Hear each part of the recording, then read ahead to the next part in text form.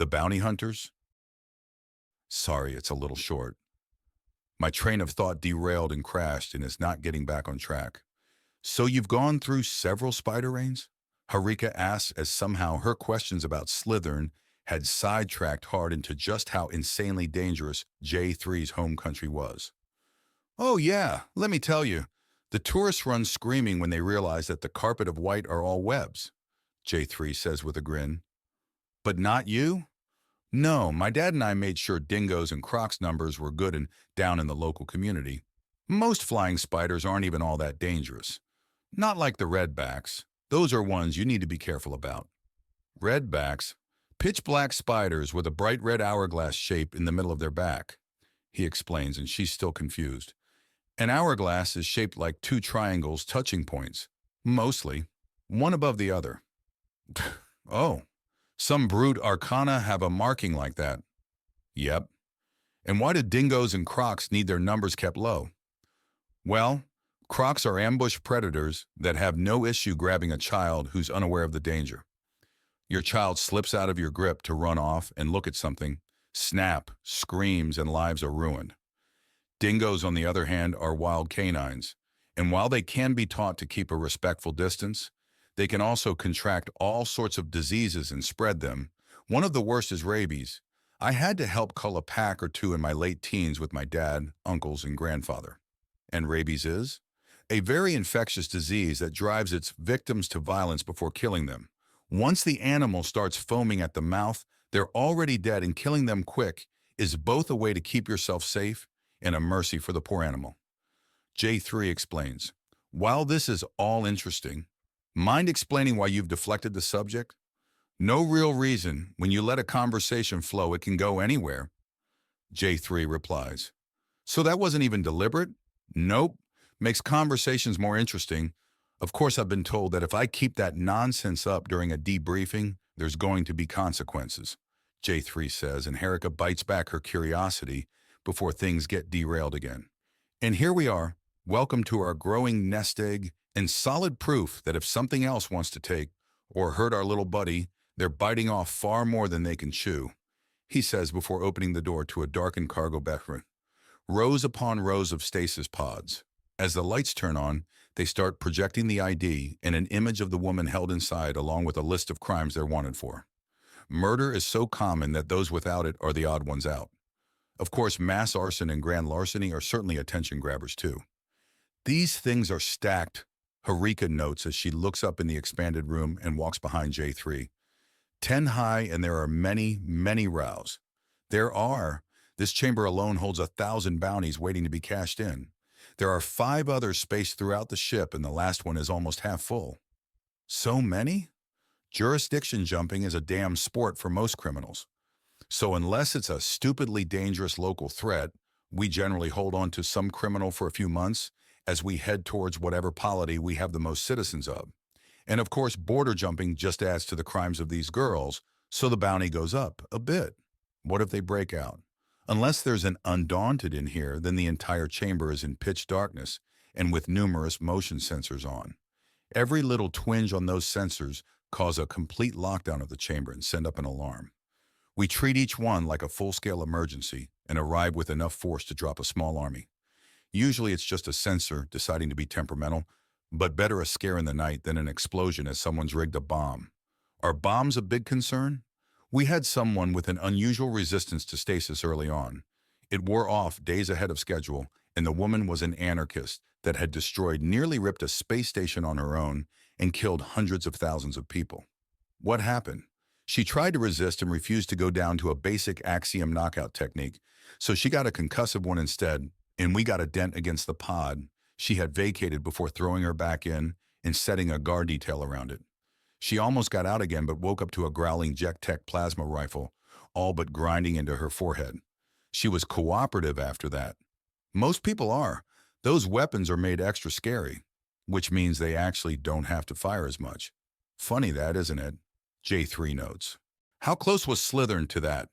Harika asks as she suddenly stops when she recognizes a weaver arachna like herself. Except this one is a rapist, kidnapper, and a torturer who had apparently crossed through several jurisdictions, feeding her urges before being stopped. Opposite side of the ship, slept through the first touch of drama, and only heard about the second bit secondhand and when he noticed me in the hat going off to stand guard. And what about the risk of them waking up? We've reinforced the pods. Even if they do wake up, they're not getting out as they only open from the outside. Couple that with the sensors, the passkeys needed to open these being only in select protected areas, and the final measure and no one's getting out of these things. The final measure? Harika asks. If the bulkhead door to this chamber is damaged from the inside, it opens up to vacuum, killing everyone outside their pod, J3 says. Don't worry right now, though. We're in here properly, so that defense is off unless I say the activation phrase. Frightening to consider how much you put into this. Every port we land at, we put money into this ship to make it a little better each time. Couple that with the fact we're grabbing criminals to bring them to justice everywhere we go, and the money is steady, which means the upgrades are steady, which means this vessel is even stronger than when it... Harika trails off when she sees the crimes listed above a pod she's passing by. Excuse me? This one is reading as sexually assaulting a minor? Yep, they get higher prices than most. And you have children on this ship. Children that, if not under protective watch at all hours, are heavily armed and armored. Also, I'd like to draw your attention to the inside of the bulkhead door we came in by, J3 says and heads off to it to show it off. She scuttles up and reads. It's a pair of warnings, one about what happens if the door or walls are damaged, and the second being that they will receive a kill-on-sight designation if they leave the room. Kill on sight if they leave the room? Kill on sight, with a fair warning and galactic trait about it. J3 clarifies. So is there anything you think that your superiors want to hear? Dong told me that you're legally allowed to wear a listening device, and it's standard practice for someone like you. That it is. For the record, then, why are there so few women compared to men on this ship? From my understanding, a few of you, yourself included, are unattached. Me? I'm focused on shooting, seeing new worlds, hunting new beasts, and living my best life.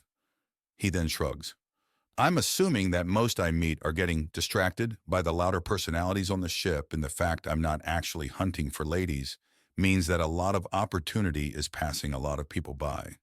That's one way to put it. You don't even consider it odd, do you? I'm an outback boy from the sticks of Australia. My concern was avoiding hoop snakes and drop bears. J3 says in a playful tone. Sure, using the local made-up beast from his neighborhood might be unprofessional, but being 100% professional is more likely to bite him where he doesn't want it to than anything else. What kind of creature is a hoop? Harika begins to ask, and J3 just lets a big old smile cross his face. They're fake, aren't they? And the drop bears? Turns out there's a galactic equivalent, but for some reason, some visitors to Australia think that one of the most dangerous countries on the planet is boring, so we occasionally make up some things to really drive it home, as if the packs of wild dogs, dangerous birds with a vengeful attitude, and plethora of deadly venomous little beasties wasn't enough. To say nothing of the emu, big flightless birds that we technically lost a war with. Are cassowaries another native species to Earth? Technically, but they're animals. How do you lose a war with animals? I don't know the exact details, or really any beyond that we technically lost a war to the dumb beasts, but I suspect a lot of alcohol and potentially other drugs were involved. And how would you fight a deadly emu? It really depends on the situation. If I just have to drop the local population over a long period, I go for the nests. Why fight an adult when the helpless next generation is a valid target? If a large group is attacking an area, then we get a bunch of people in sufficient armor and have them take care of it. An emu's biggest strength is that it's fast and can slash with its feet. Strong enough armor lets you ignore that and kill it at your own pace. If that doesn't work, then a weapon that can hit a wider area to make sure they're not dodging. They're covered in big fluffy feathers that hide their actual shape. Finally, if it's just a group of animals being a pest and they haven't killed anyone, best to just scare them into containment and then move them somewhere else. I would have expected you to put a bounty on them. There was, I think. It's been retracted now. Again, I think. Before I became a bounty hunter, I never really thought about it. J3 notes. Anyways, in summary of what I'm trying to show you, this ship is protected inside and out. We've improved and empowered it to make it into a place where as gentle as it can be for keeping Slytherin and any other kid on this ship safe and happy, while also making it really, really hard to attack it. He did lose his old home to this ship no less, and now his new home is too strong to hurt. That is an interesting way of looking at things. With the way him, his parents, and the guys he's really close to are talking, they're showing just how good this place and people are for him. I'm showing that it's not going to happen again, that some random pack of maniacs can't just show up, shatter everything, and chain him to a wall again. Anyone or anything that tries will find themselves at the very least eating their own teeth, if not meeting their ancestors in a hurry. You certainly have different priorities, she says, and he shrugs. Well, I mostly just snipe, brew hooch, and read up on all the crazy animals we might run into.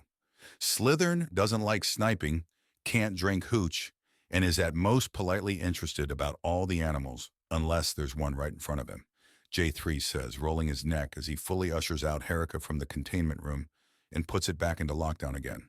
Still, in there is a lot of money that we're going to use to make sure Slytherin is both taken care of and his home too hard to break. Not the most typical of reassurances I receive, but granted, this is the first time I've ever evaluated a child who was living on a military base or equivalent. So legally, a warship counts as a military base? It does in the Empire. It has a clear command structure, infrastructure, and standing forces with armored power. So yes, the Chainbreaker legally counts as a mobile military base from a friendly power here to assist. Ah, well then in this case, do you want to see more? Such as munitions? No, not only am I not here for that, but I've not been trained to make a proper assessment of them. Fair enough.